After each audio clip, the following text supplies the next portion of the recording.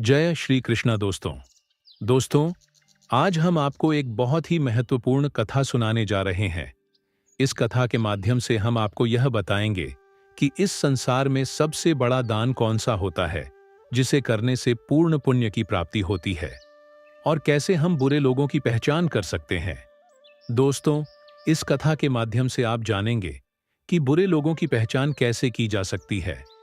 तो कृपया आप इस कथा को शुरू से अंत तक ध्यान से सुनिएगा, क्योंकि अधूरा ज्ञान मानव जीवन में अनेक कठिनाइयों का कारण बन सकता है। कथा आरंभ करने से पहले यदि आपने हमारे चैनल को अभी तक सब्सक्राइब नहीं किया है तो जरूर सब्सक्राइब करें, वीडियो को भी लाइक करें और अपने प्रियजनों के साथ भी शेयर करें। कमेंट बॉक्स में लिखिए जय श्री राधे कृष्ण। दोस्तों, एक बार भगवान श्री हरिविष्णु जी और माता लक्ष्मी जी क्षीर सागर में अपने आसन पर बैठे हुए थे। तब भगवान विष्णु जी ने देखा कि माता लक्ष्मी जी किसी गहन सोच में हैं। माता लक्ष्मी जी को गहन सोच में देखकर भगवान विष्णु जी मुस्कुराते हुए बोले, हे देवी, ऐसा प्रतीत होता है कि आज आप किसी गहन विचार में डूबी हुई हैं। आप निसंकोच होकर अपने प्रश्न पूछिए, हम आपके सभी प्रश्नों का समाधान अवश्य करेंगे। भगवान विष्णु जी की बात सुनकर माता लक्ष्मी ने कहा, हे प्रभु, आज मेरे मन में एक जिज्ञासा है। मैं यह जानना चाहती हूं कि इस दुनिया में सबसे बड़ा दान कौन सा है, जिससे पूर्ण पुण्य की प्राप्ति होती है, और बुरे लोगों की पहचान कैसे की जा सकती है। मनुष्य उन लोगों को कैसे पहचान सकते हैं। तब भगवान विष्णु जी ने माता लक्ष्मी जी से कहा, हे देवी, आपने सचमुच मानव जाति के कल्याण हेतु अति महत्वपूर्ण प्रश्न पूछे हैं। यह प्रश्न मनुष्य के जीवन में अत्यंत मूल्यवान है। इसलिए मैं आपको आपके इन प्रश्नों के उत्तर एक महत्वपूर्ण कथा के माध्यम से दूंगा। लेकिन आपको इस कथा को शुरू से लेकर अंत तक ध्यानपूर्वक सुनना होगा। तब माता लक्ष्मी जी ने उत्तर दिया, हे प्रभु, मैं आपको वचन देती हूं कि इस कथा को मैं पूरी श्रद्धा से सुनूंगी और इस कथा का प्रचार समस्त देवलोक में करूंगी। दोस्तों, भगवान श्री हरि विष्णु जी देवी लक्ष्मी से कहते हैं, हे देवी, एक समय की बात है। किसी नगर में एक राजा राज्य करता था। वह राजा बहुत ही बलशाली, वीर और अत्यंत ही बुद्धिमान था। इसके साथ ही वह धर्मपरायण और दयालु भी था। उस राजा की रानी भी संस्कारी और अत्यंत धार्मिक स्वभाव की थी। दोनों पति पत्नी भगवान भोलेनाथ के परम भक्त थे। वे दोनों प्रतिदिन शिव जी के मंदिर में जाकर उनकी पूजा अर्चना किया करते थे। यह उनका प्रतिदिन का नियम था। वह राजा अपने राज्य को धर्मपूर्वक चला रहा था। उसके राज्य में कोई भी व्यक्ति दुखी नहीं रहता था, बल्कि सारी प्रजा सुख और वैभव से संपन्न रहती थी। इसलिए पूरे नगर में हर तरफ खुशियां ही खुशियां बिखरी रहती थीं। वहां के जानवर भी एक दूसरे को कोई हानि नहीं पहुंचाते थे। यहां तक कि एक ही नदी में शेर और बकरी शांतिपूर्वक पानी पीते थे। ऐसे ही दिन बीत रहे थे। राजा की उम्र ढलती जा रही थी और उनके विवाह को भी कई वर्ष बीत चुके थे। लेकिन उस राजा को कोई संतान नहीं थी। हालांकि राजा इस बात को लेकर अधिक चिंता नहीं करते थे। वह निश्चिंत होकर अपनी प्रजा के सुख दुख का ध्यान रखते और प्रजा भी उसे अत्यधिक प्रेम और सम्मान देती थी। एक दिन की बात है, वह राजा हर रोज की तरह अपनी पत्नी के साथ भगवान शिव जी के मंदिर की ओर जा रहे थे। तभी अचानक उसने देखा कि सामने वाले घर में एक स्त्री झाड़ू लगा रही है। राजा और रानी जब उस स्त्री के घर के पास से गुजरे तो वह स्त्री उन्हें देखते ही अपना चेहरा फेरकर तेजी से घर के अंदर चली गई। उस स्त्री का ऐसा व्यवहार देखकर राजा और रानी को बिल्कुल भी अच्छा नहीं लगा। राजा उस समय अपनी रानी के साथ भगवान भोलेनाथ की पूजा करने के लिए मंदिर जा रहा था। इसलिए उसने उस स्त्री से कुछ नहीं कहा और सीधे मंदिर पहुंचकर भगवान शिव जी की पूजा अर्चना की। पूजा के बाद राजा अपनी रानी के साथ वापस महल लौट आया। लेकिन महल पहुंचने के बाद राजा ने अपने एक सैनिक को बुलाया और उसे आदेश दिया कि तुम जाओ और नगर के बाहरी क्षेत्र में रहने वाली उस स्त्री को अपने साथ महल ले आओ। ध्यान रखना, तुम उसे कुछ भी मत बताना कि क्यों बुलाया गया है। बस उसे तुम हमारे पास ले आओ। भगवान विष्णु जी कथा सुनाते हुए आगे कहते हैं, हे देवी, राजा का आदेश पाते ही वह सैनिक तुरंत ही उस महिला के घर पहुंचता है। उस समय महिला का पति भी घर पर नहीं था। फिर वह सैनिक उस स्त्री के घर के दरवाजे को खटखटाने लगता है और कुछ देर बाद वह महिला अपने घर का दरवाजा खोलती है। सामने राजा का सैनिक खड़ा देखकर वह महिला हैरान होती है और पूछती है, क्या हुआ? आप मेरे घर पर क्यों आए हैं? उस महिला की बात सुनकर राजा का वह सैनिक उससे कहता है, चलो मेरे साथ, महाराज ने तुम्हें राजमहल में बुलाया है। उन्हें आपसे कुछ बात पूछनी है। यह सुनकर वह महिला अपने मन में सोचती है, आखिर महाराज का आदेश है, इसे ठुकराया तो नहीं जा सकता। मुझे राज दरबार में जाना ही होगा। उसके बाद वह सैनिक उस स्त्री को अपने साथ लेकर राजमहल पहुंच गया। महल में पहुंचकर वह महिला राजा को प्रणाम करती है और कहती है, हे महाराज, आपने मुझे अचानक यहां राजमहल में क्यों बुलाया है? क्या मुझसे कोई गलती हो गई है? उस स्त्री की बात सुनकर राजा कहता है, तुम मुझे एक बात बताओ, आज सुबह जब मैं और मेरी पत्नी भगवान शिवजी के मंदिर जा रहे थे तो तुमने मुझे देखकर अपना मुंह फेर लिया और मुझे आते हुए देखकर तुम दौड़ते हुए अपने घर में चली गई। तुमने मुझे देखकर ऐसा दुर्व्यवहार क्यों किया? तब वह महिला निर्भीकता से राजा से कहती है, हे महाराज, आप भले ही मुझे मृत्युदंड दे दें तो भी मुझे कोई ऐतराज नहीं, परंतु मैं सच ही कहूंगी। आपके महल में बड़े बड़े विद्वान हैं, पंडित हैं। अगर मैं गलत बात बोलूं तो आप उनसे पूछ सकते हैं कि हमारे नगर में यह मान्यता है कि जो सुबह सुबह आपका चेहरा देख लेता है तो उस व्यक्ति का पूरा दिन खराब हो जाता है। क्योंकि आप संतानहीन हैं, अभी तक आपको संतान की प्राप्ति नहीं हुई है, इसी कारण मैंने आपका मुंह देखकर अपना मुंह फेर लिया था और अपने घर के अंदर चली गई थी। उस महिला की ऐसी बात सुनकर राजा आश्चर्य में पड़ जाता है। वह अपने मन में सोचता है कि यह महिला तो बिल्कुल सत्य कह रही है। यदि किसी नगर के राजा को संतान नहीं हो तो यह उसकी प्रजा के लिए बिल्कुल भी शुभ नहीं माना जाता। उसके बाद राजा उस महिला को वापस अपने घर जाने की अनुमति देता है। फिर राजा अपने मन में यह विचार करने लगता है कि अब मुझे भगवान शिवजी के मंदिर में जाकर संतान प्राप्ति के लिए यज्ञ करना चाहिए। ऐसा सोचकर वह राजा अपने कक्ष में लौटकर रानी से कहता है, हे प्रिय, हमारे नगर के लोग हमारे चेहरे को देखना भी पसंद नहीं करते हैं, क्योंकि हमारे पास अभी तक कोई संतान नहीं है। इसलिए हमें भगवान शिवजी के मंदिर में जाकर संतान प्राप्ति का यज्ञ करना चाहिए। हम भगवान भोलेनाथ के मंदिर में चलते हैं और भगवान शिव से प्रार्थना करते हैं कि वे हमें पुत्र प्रदान करें। राजा की बात सुनकर रानी भी उसकी बात मान लेती है। फिर राजा और रानी दोनों भगवान शिवजी के मंदिर पहुंचते हैं और भगवान शिवजी की पूजा करके संतान प्राप्ति के लिए यज्ञ का आयोजन करते हैं। भगवान विष्णु जी कथा सुनाते हुए आगे कहते हैं, हे देवी, पुत्र प्राप्ति के लिए राजा और रानी ने यज्ञ का आयोजन किया, लेकिन यज्ञ संपन्न होने के बाद भी उन्हें संतान की प्राप्ति नहीं हुई। यज्ञ के निष्फल होने से राजा अत्यंत निराश हो गया। यज्ञ का आयोजन करने वाले पंडित जी भी सोच में पड़ गए। पंडित जी ने मन ही मन सोचा, अब तक जितने भी यज्ञ मैंने किए हैं उनमें से कोई भी यज्ञ आज तक विफल नहीं हुआ है। इसका अर्थ यह है कि शायद इस राजा के भाग्य में ही खोट है और ऐसा प्रतीत होता है कि ईश्वर ने इस राजा के भाग्य में संतान का योग नहीं लिखा है। इसलिए संतान प्राप्ति का यज्ञ करने के बाद भी उसे संतान की प्राप्ति नहीं हुई। राजा हर संभव प्रयास करके थक चुका था और अब वह गहरे निराशा में डूबा रहता था। वह दिन रात संतान की कमी के बारे में सोचता और चिंता में खोया रहता था। एक दिन सिंहासन पर बैठे बैठे राजा को अचानक एक बात याद आती है कि दूसरे नगर के वन में एक महात्मा जी निवास करते हैं, जिनकी ख्याति दूर दूर तक फैली है। राजा के मन में विचार आता है कि शायद उन महात्मा के पास मेरे इस कष्ट का कोई समाधान हो। अगर मैं उनके पास जाऊं तो संभवतः वे मुझे पुत्र प्राप्ति का कोई उपाय बता सकें। मुझे उनके पास जाना चाहिए। अपने मन में यह निर्णय लेकर राजा तुरंत अपनी रानी के पास जाता है और उससे कहता है, हे प्रिय, दूसरे नगर के वन में एक महान तपस्वी और ज्ञानी महात्मा जी रहते हैं।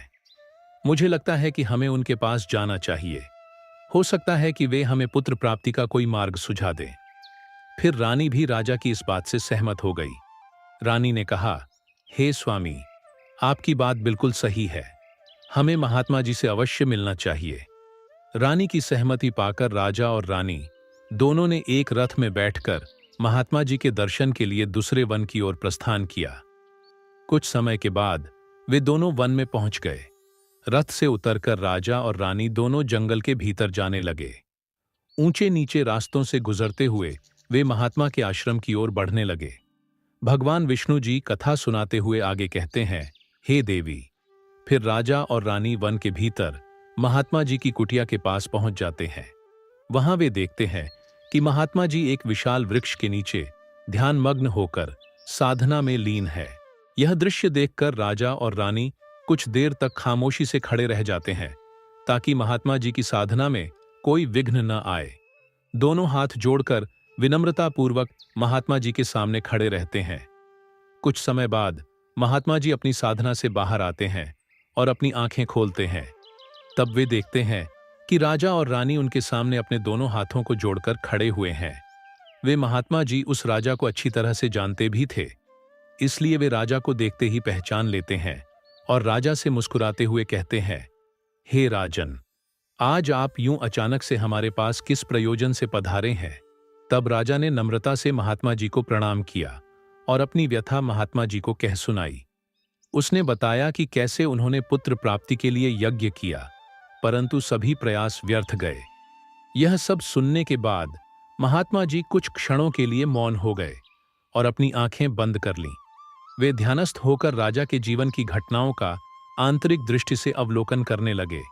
कुछ समय बाद महात्मा जी ने अपनी आंखें खोलीं और गंभीर स्वर में बोले, राजन, मैंने आपके जीवन का एक ऐसा सत्य देखा है जिसे सुनकर आपको कष्ट हो सकता है। आपके पिछले जन्म में किए गए एक पाप का फल इस जन्म में आपके भाग्य पर भारी पड़ा है। आपने पिछले जन्म में एक ऐसा घोर पाप किया था जिसके परिणाम स्वरूप इस जीवन में आपके भाग्य में संतान प्राप्ति का योग नहीं है। इसी कारण से आपके सभी प्रयास निष्फल हो रहे हैं।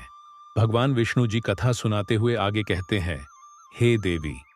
महात्मा जी की बातें सुनकर राजा उनके चरणों में गिर पड़ा और विनती करते हुए बोला, हे महात्मन, कृपा करके आप ऐसा मत कहिए। आप ही हमारे दुख को हरने का कोई उपाय सुझाइए। राजा की यह व्याकुलता देखकर महात्मा जी ने उसे सहारा देकर अपने चरणों से उठाया और बोले, हे राजन, इतनी अधीरता आपको बिल्कुल भी शोभा नहीं देती। मैं अभी आपको आपके इस कष्ट का निवारण करने का उपाय बताता हूं, जिसे करने के बाद आपको अवश्य ही पुत्र की प्राप्ति होगी। इतना कहकर वे महात्मा जी अपनी कुटिया के भीतर जाते हैं और थोड़ी देर के बाद हाथ में एक कटोरी में खीर लेकर बाहर आ जाते हैं। उन्होंने वो खीर राजा को देते हुए कहा, राजन, महल पहुंचकर आप और रानी साहिबा दोनों ही स्नानादि के बाद इस खीर को प्रसाद के रूप में ग्रहण करें। ऐसा करने से आपको निश्चित ही पुत्र की प्राप्ति होगी। परंतु राजन, आप मेरी एक बात याद रखना, इस पुत्र की आयु मात्र 20 वर्ष की ही होगी। जिस दिन आपके पुत्र की आयु 20 वर्ष की होगी, उसी दिन उसकी मृत्यु हो जाएगी। महात्मा जी की इस बात को सुनकर राजा गहरी सोच में डूब गया। वह अपने मन में सोचने लगा, चलो 20 वर्ष के लिए ही सही, परंतु इस संतानहीनता का कलंक तो मिट जाएगा, हमें संतान का सुख तो मिलेगा। राजा ने मन ही मन इस बात को स्वीकार कर लिया और महात्मा जी से निवेदन किया, हे महात्मन, आपका आशीर्वाद और मार्गदर्शन स्वीकार है, कृपा करके हमें यह अवसर दे।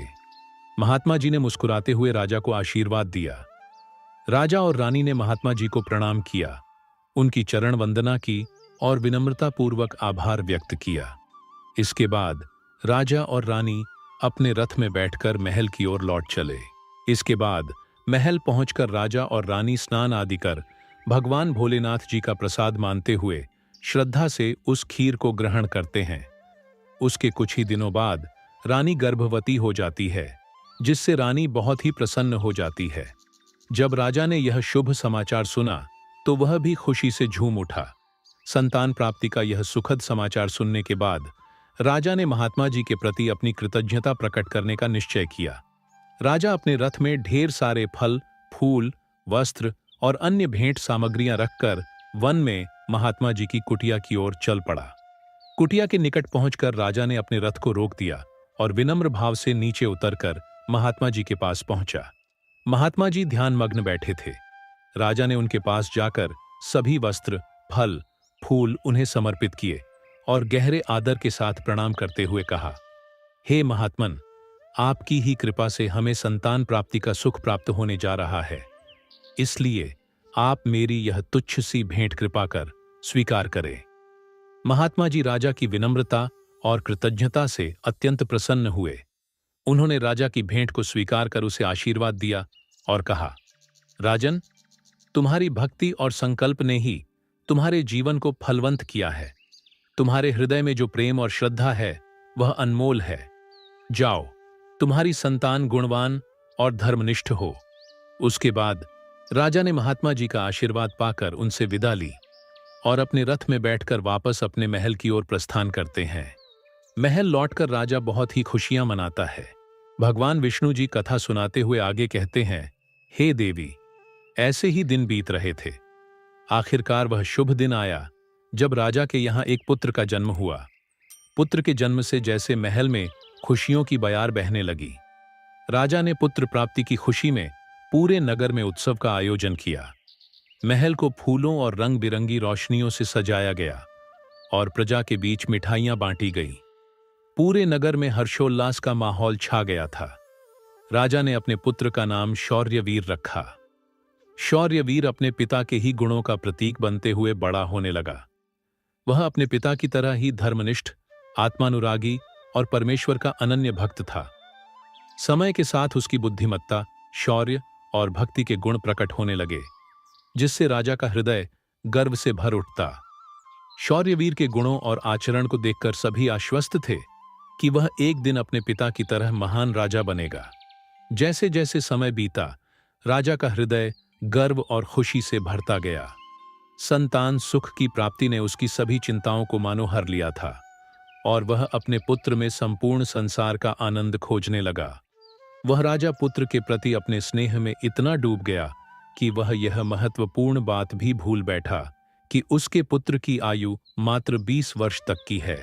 भगवान विष्णु जी कथा सुनाते हुए आगे कहते हैं, हे देवी, फिर एक दिन जब उस राजा को यह बात याद आती है कि उसके पुत्र शौर्यवीर की आयु मात्र 20 वर्ष की ही है, इसलिए जब राजा के पुत्र शौर्यवीर की आयु 15 वर्ष हो जाती है, तब वह राजा दिन रात पुत्र के भविष्य को लेकर व्याकुल रहने लगा।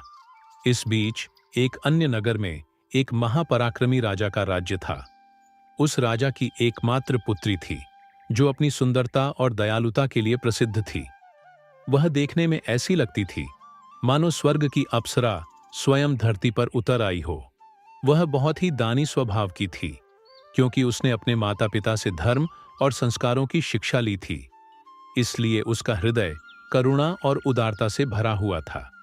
वह प्रतिदिन सुबह उठकर पक्षियों को दाना डालती और अपने द्वार पर आने वाले साधु संतों, भिक्षुओं को सदा ही आदर से भोजन कराती थी। कोई भी भूखा उसके द्वार से खाली हाथ नहीं लौटता था। ऐसे ही दिन बीत रहे थे। उस राजा की पुत्री भी अपने गुणों के साथ बड़ी हो रही थी। एक दिन जब शौर्यवीर के पिता को यह बात पता चली कि दूसरे नगर में एक धीर वीर और पराक्रमी राजा राज्य करता है, जिसकी पुत्री गुणों की खान है, साथ ही वह अत्यंत सुंदर भी है, तो राजा ने अपने मन में सोचा कि ऐसी धर्मात्मा और तेजस्वी कन्या के साथ अपने पुत्र शौर्यवीर का विवाह करना उचित रहेगा।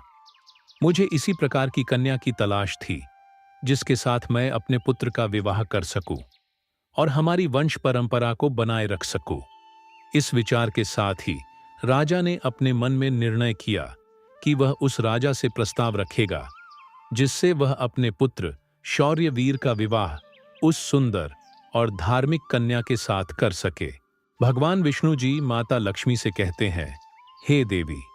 फिर शौर्यवीर के पिता ने अपने पुत्र के विवाह का प्रस्ताव संदेशवाहक के माध्यम से दूसरे नगर के राजा तक पहुंचाया। जब दूसरे नगर के राजा ने यह प्रस्ताव सुना, तो उसने अपने मन में विचार किया कि चलो, अब मुझे अपनी पुत्री का विवाह कर देना चाहिए। और मैंने सुना है कि इस राजा के पुत्र की आयु मात्र 20 वर्ष ही है। इस राजा का पुत्र बहुत ही योग्य, पराक्रमी और धर्मपरायण है। भले ही उसकी आयु का भविष्य अनिश्चित हो, इसलिए अगर उसके यहाँ कोई पुत्र पैदा हो गया तो उसका वंश आगे बढ़ता रहेगा।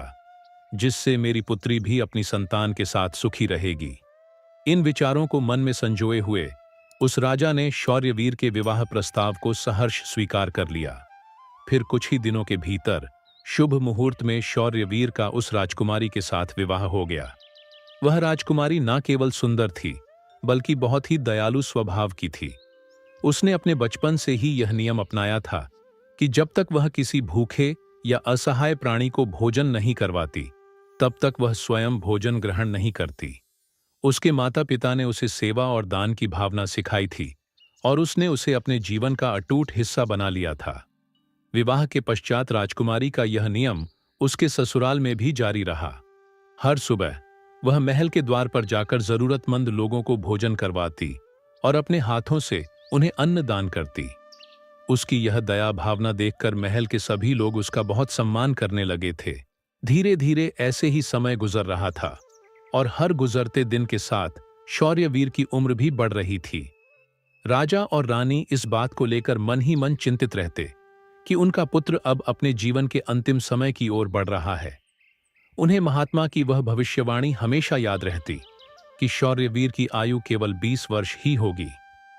इस दुखद सत्य को केवल राजा और रानी ही जानते थे। उन्होंने यह बात किसी और को नहीं बताई थी, ताकि महल में कोई चिंता का माहौल न बने। जैसे जैसे शौर्यवीर की आयु 20 वर्ष की ओर बढ़ती जा रही थी, राजा और रानी के दिल की धड़कनें तेज हो जातीं। अपने पुत्र के प्रति उनका प्रेम और मोह इतना अधिक था कि वे चाहकर भी इस चिंता से मुक्त नहीं हो पाते थे।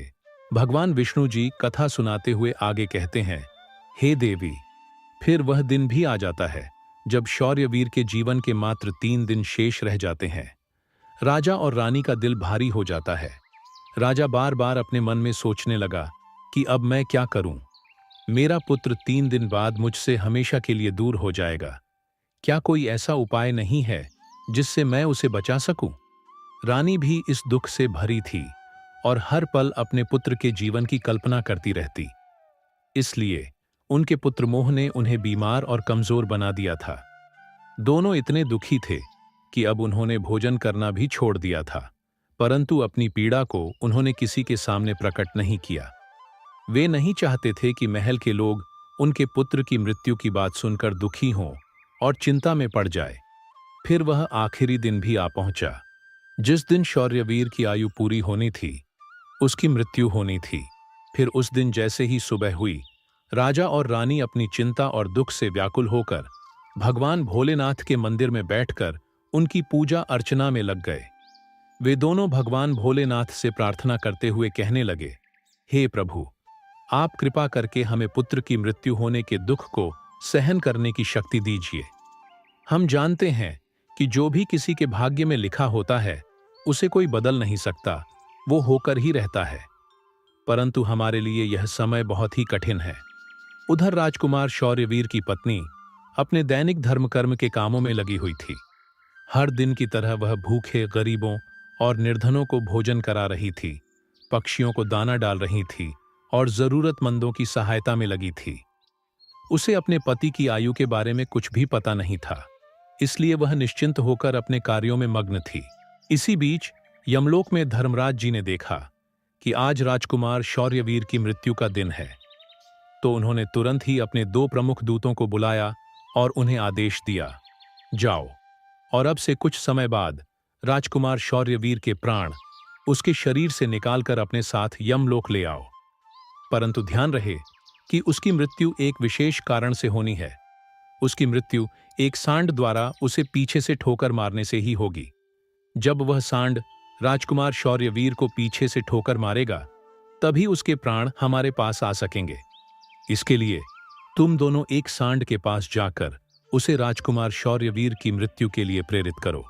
धर्मराज के आदेशानुसार वे दोनों दूत यमलोक से धरती पर जाने के लिए तत्पर हो गए।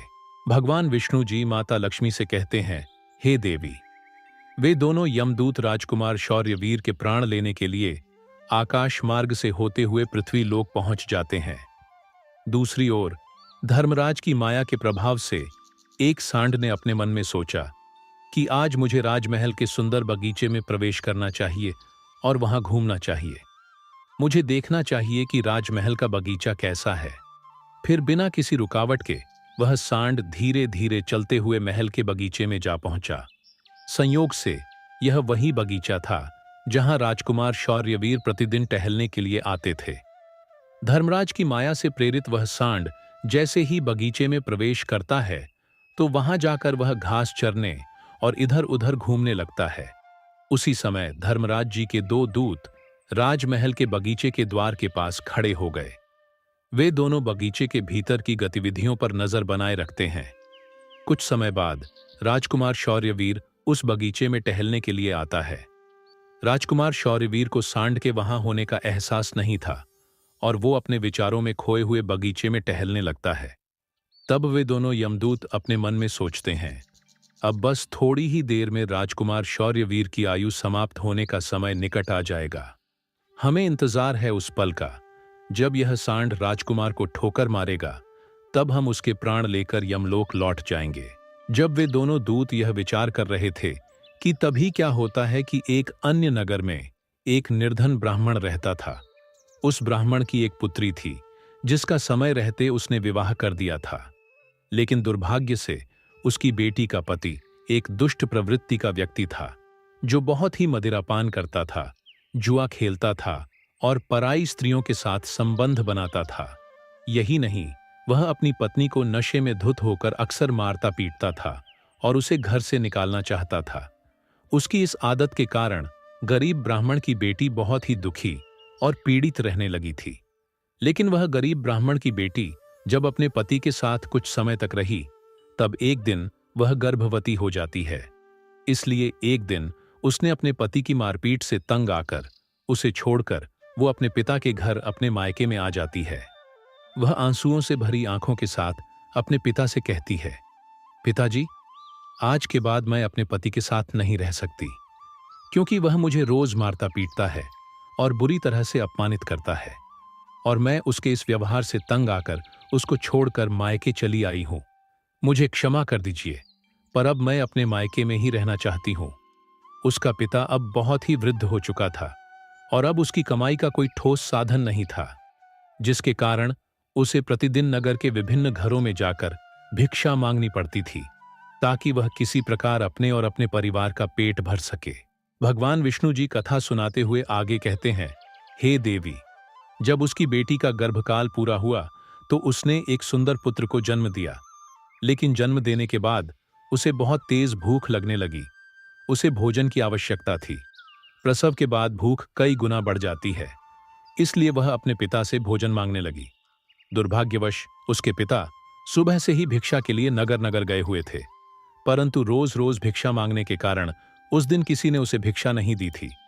भगवान विष्णु जी कथा सुनाते हुए आगे कहते हैं, हे देवी, गरीबी किसी भी मनुष्य के लिए एक सबसे बड़ा अभिशाप है और यह उसके आत्मसम्मान और अस्तित्व के लिए अत्यंत पीड़ादायक होती है। उधर उस गरीब ब्राह्मण को किसी ने भी भोजन नहीं दिया, इसलिए वह खाली हाथ ही घर वापस लौट आता है। इधर उसकी पुत्री भूख से बहुत ही व्याकुल हो रही थी। जब वृद्ध ब्राह्मण निराश होकर खाली हाथ घर लौटा और उसकी बेटी ने उसे बिना भोजन के आते देखा, तो वह दुखी होकर रोते हुए अपने पिता से बोली, पिताजी, अब मुझसे भूख सहन नहीं होती। पूरे 3 दिन बीत चुके हैं और मैंने भोजन का एक भी कण नहीं खाया है। अब तो ऐसा लगता है कि भूख के कारण मेरे प्राण ही निकल जाएंगे। लेकिन अगर आपको कुछ भिक्षा में मिला हो तो मुझे खाने को दे दीजिए, नहीं तो मेरे प्राण निकल जाएंगे। तब उसका वृद्ध पिता अपनी बेटी को सांत्वना देते हुए कहता है, पुत्री, मैं कुछ ही देर में लौटूंगा। मैं अब दूसरे नगर में जाऊंगा और वहां के राजा के महल के द्वार पर जाकर भिक्षा मांगूंगा। अगर वहां से मुझे कुछ भी मिल जाता है तो तुरंत तुम्हारे लिए लेकर आऊंगा। अपनी बेटी से यह कहकर वृद्ध ब्राह्मण वहां से निकल पड़ा। इधर राजकुमार शौर्यवीर की पत्नी, जो कि रोजाना गरीबों को भोजन करवाती थी, उस दिन उस नगर के राजा और रानी दोनों अत्यधिक बीमार पड़ गए थे, क्योंकि पुत्रमोह के कारण वे बहुत ही चिंतित थे और शौर्यवीर की पत्नी उनके कक्ष में थी। इसलिए आज उसने गरीबों को भोजन नहीं करवाया था, परंतु उसने अपने पति के लिए भोजन बनाया था और भोजन की थाल सजाकर रख दी थी कि जब उसका पति बगीचे से लौटेगा तो वह उसे भोजन कराएगी। क्योंकि उसका पति अपने माता पिता के पास बैठकर उनकी सेवा करके अपने बगीचे में घूमने के लिए गया हुआ था। भगवान विष्णु जी कथा सुनाते हुए आगे कहते हैं, हे देवी। इधर वह वृद्ध ब्राह्मण राजमहल के द्वार पर पहुंच जाता है। जब राजकुमार की पत्नी ने उसे देखा तो उसके मन में उस वृद्ध ब्राह्मण के प्रति दया उमड़ आई। उसके बाद वह वृद्ध ब्राह्मण उस राजकुमार की पत्नी की तरफ देखकर विनम्रता से उससे कहता है, हे पुत्री, यदि मुझे इसमें से कुछ भोजन मिल जाए तो तुम्हारा बड़ा ही उपकार होगा। राजकुमार की पत्नी को उस ब्राह्मण की बात सुनकर उस पर बहुत दया आई। उसने सोचा, यह तो कोई गरीब ब्राह्मण है जो भूखा है और मुझसे कुछ भोजन मांग रहा है। यह सोचकर राजकुमारी की पत्नी उसे भोजन देने के लिए तैयार हो गई। लेकिन अचानक वह अपने मन में सोचने लगती है कि यह भोजन तो मैंने अपने पति के लिए बनाया है। अगर मैं इसे यह भोजन दे दूंगी तो मेरे पति क्या खाएंगे? लेकिन अगले ही पल उसने सोचा, मेरे पति तो अब भी बगीचे में घूमने के लिए गए हुए हैं, तब तक मैं यह भोजन इस गरीब ब्राह्मण को दे देती हूं, और जब मेरे पति वापस आएंगे तो मैं उनके लिए नया भोजन बना दूंगी। यह भूखे ब्राह्मण की सहायता करना अधिक आवश्यक है। अपने मन में यह सोचकर राजकुमार की पत्नी ने अपने पति के लिए बनाया हुआ भोजन उस भूखे ब्राह्मण को दे दिया। उसके बाद वह ब्राह्मण भोजन की थाली लेकर जल्दी जल्दी अपने नगर की ओर रवाना हो गया और वह भोजन लेकर अपने घर आ गया। उसकी पुत्री 3 दिनों से भूखी थी। उसने 3 दिनों से कुछ भी नहीं खाया था और उसके चेहरे पर भूख की पीड़ा साफ झलक रही थी। उधर राजकुमार शौर्यवीर, जो बगीचे में टहलने गया था, अपने कक्ष की ओर वापस लौट रहा था। बगीचे के बाहर खड़े यमदूत राजकुमार के प्राण लेने के लिए तैयार थे और एक सांड भी धर्मराज की माया से प्रेरित होकर वहीं घूम रहा था। वे दोनों यमदूत मन में सोच रहे थे कि बस अब कुछ ही पल बाकी है और जैसे ही सांड राजकुमार को पीछे से ठोकर मारेगा, हम राजकुमार के प्राण हर लेंगे और यमलोक लौट जाएंगे। भगवान विष्णु जी माता लक्ष्मी से कहते हैं, हे देवी। इधर वह वृद्ध ब्राह्मण अपने घर पहुंचा और उसने तुरंत अपनी भूखी बेटी को वह भोजन दे दिया। तब उसकी बेटी उससे कहने लगी, पिताजी, यह भोजन आप कहां से लाए हैं? तब वृद्ध ब्राह्मण ने उत्तर देते हुए कहा, पुत्री, यह भोजन मुझे दूसरे नगर की महारानी ने दिया है। उस नगर के राजा की पुत्र वधू बहुत ही दयालु और उदार हृदय की है। उसने मुझ पर दया करके मुझे यह स्वादिष्ट भोजन दिया है। उस भोजन को देखकर उस वृद्ध ब्राह्मण की बेटी की आत्मा से आशीर्वाद निकलने लगा। वह भगवान से प्रार्थना करने लगी कि हे भगवान, जिसने भी मेरे पिता को यह भोजन दिया है उसका सुहाग अमर रहे और वह सदा सौभाग्यवती बनी रहे। जैसे ही उसने भोजन का निवाला अपने मुंह में डाला, उसकी आत्मा की तृप्ति हो गई और उसकी आत्मा से सच्चे मन से आशीर्वाद निकलने लगे कि महारानी का पति दीर्घायु और स्वस्थ रहे। इधर राजकुमार शौर्यवीर अपने महल की ओर बढ़ रहा था और बगीचे के बाहर खड़े यमदूत उसकी मृत्यु का बेसब्री से इंतजार कर रहे थे।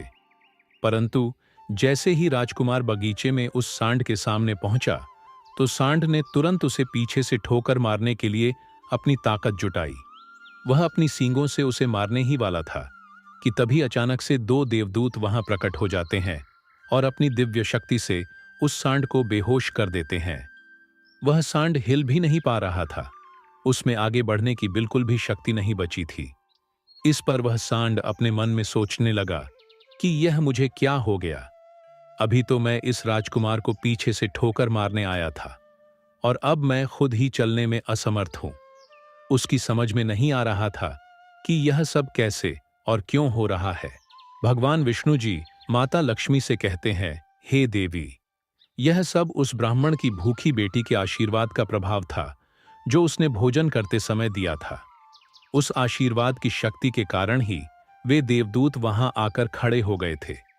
इसके बाद वे देवदूत यमराज के उन दूतों से कहते हैं, हे यमदूत, तुम इस राजकुमार के प्राण नहीं ले सकते। जिस प्रकार श्राप असर दिखा सकता है, उसी प्रकार आशीर्वाद भी फलित हो सकता है। अब राजकुमार और सांड के बीच वे 2 देवदूत आशीर्वाद रूपी दीवार बनकर खड़े थे और राजकुमारी का दान मृत्यु के समय को आगे नहीं बढ़ने दे रहा था। फिर वे यमदूत उन देवदूतों से कहते हैं, हे देवदूतों, तुम सभी यहां से लौट जाओ और हमें हमारा काम करने दो, क्योंकि हमारा उद्देश्य है इस राजकुमार के प्राण लेकर यमलोक लौट जाना। तब देवदूतों ने दृढ़ता से उत्तर दिया, नहीं यमदूतों, ऐसा कभी नहीं हो सकता। हमारे रहते यह असंभव है, क्योंकि हमें स्वयं भगवान शिव जी ने यहां भेजा है। दोनों पक्षों के बीच बहस छिड़ गई और फिर यह बहस धीरे धीरे एक युद्ध में बदल गई। देवदूतों की अद्वितीय शक्ति के सामने यमदूत असहाय हो गए और हार मानकर वापस यमलोक लौट गए। यमलोक में पहुंचकर यमदूतों ने यमराज जी से कहा, हे महाराज, हम उस राजकुमार के प्राण नहीं ले पाए। तब यमराज जी अपने उन दूतों से कहते हैं, यह कैसी विडंबना है, तुम लोग खाली हाथ क्यों वापस लौट आए? यमराज जी की बात सुनकर यमदूत यमराज जी से कहते हैं, हे महाराज, हम उस राजकुमार के प्राणों को लेने के लिए गए थे, लेकिन अचानक से पता नहीं दो देवदूत हमारे सामने आकर खड़े हो गए और उन दोनों के सामने हमारी कोई भी शक्ति काम नहीं कर पाई। यमराज यह सुनकर सोच में पड़ गए और बोले, ऐसी कौन सी बड़ी शक्ति है जो उस राजकुमार की मृत्यु के मार्ग में बाधा बन रही है? फिर वे यमदूत यमराज जी से कहते हैं, हे महाराज, एक तो उसके दान की शक्ति और आशीर्वाद की शक्ति, जिसने देवदूतों को और भी शक्तिशाली बना दिया है। तब यमराज जी अपने दूतों से कहते हैं, लगता है यह कार्य तुमसे नहीं हो पाएगा, तुम लोग रहने दो, मुझे स्वयं पृथ्वी लोक पर जाकर उस राजकुमार के प्राण लेने होंगे। भगवान विष्णु जी कथा सुनाते हुए आगे कहते हैं, हे देवी। फिर अपने दूतों से इतना कहकर यमराज जी स्वयं पृथ्वी लोक पर पहुंच जाते हैं और उस राजा के महल के बगीचे में प्रकट हुए। वहां उन देवदूतों से यमराज जी कहते हैं, हे देवदूतों, क्या तुम लोग नहीं जानते कि विधि का विधान अटल है? जब किसी की आयु पूरी हो जाती है तो उसे यमलोक जाना ही होता है, और इस राजकुमार की भी आयु अब पूर्ण हो चुकी है, इसलिए मैं इसके प्राण लेने आया हूं। तब देवदूतों ने यमराज से कहा, हे प्रभु, आप हमें बताइए कि ब्रह्मा जी और विष्णु जी तक को भी श्राप का प्रभाव सहना पड़ा था। यदि श्राप का मान रखा जा सकता है तो क्या आशीर्वाद का मान नहीं रखा जा सकता? इस राजकुमार को भूखे को भोजन देने का आशीर्वाद प्राप्त है। उन देवदूतों की बात सुनकर यमराज जी उन देवदूतों से कहते हैं, आप लोग सत्य कह रहे हैं, परंतु अब मुझे क्या करना होगा? तब वे देवदूत यमराज जी से कहते हैं, हे प्रभु, आप इस राजकुमार की आयु 100 वर्ष कर दीजिए। इसके बाद ही आप इस राजकुमार के प्राण लेने के लिए पधार सकते हैं, और यही भगवान शिव जी का भी आदेश है। उन देवदूतों की बात मानकर यमराज जी ने राजकुमार शौर्यवीर की आयु 100 वर्ष कर दी और वापस यमलोक लौट गए। भगवान विष्णु जी कहते हैं, हे देवी, इस प्रकार एक भूखे को भोजन देने के पुण्य के कारण उस राजकुमार की मृत्यु टल गई और उसकी आयु भी बढ़ गई। इसी कारण कहा जाता है कि अन्नदान सबसे बड़ा दान है। किसी भूखे को दिया गया अन्न अश्वमेध यज्ञ के फल के बराबर होता है। भगवान विष्णु जी माता लक्ष्मी जी से कहते हैं, हे देवी, अब तो आपके सभी प्रश्नों के उत्तर आपको मिल गए होंगे। तब माता लक्ष्मी जी भगवान श्री हरि विष्णु जी से कहती है, हे प्रभु, आज आपने मुझे अनमोल ज्ञान प्रदान किया है और मेरे सभी प्रश्नों का समाधान भी कर दिया है। इसलिए मैं आपको विश्वास दिलाती हूं कि मैं इस कथा का विस्तार समस्त संसार में अवश्य करूंगी। तो दोस्तों, आशा है यह कथा आपको जरूर पसंद आई होगी। अगर आपको यह कथा अच्छी लगी हो तो वीडियो को लाइक और चैनल को सब्सक्राइब अवश्य करें। इस वीडियो को अपने दोस्तों के साथ भी शेयर करें। कमेंट बॉक्स में लिखिए, जय श्री राधे कृष्ण। तो मिलते हैं अगले वीडियो में। तब तक के लिए आप अपना ख्याल रखिए। धन्यवाद।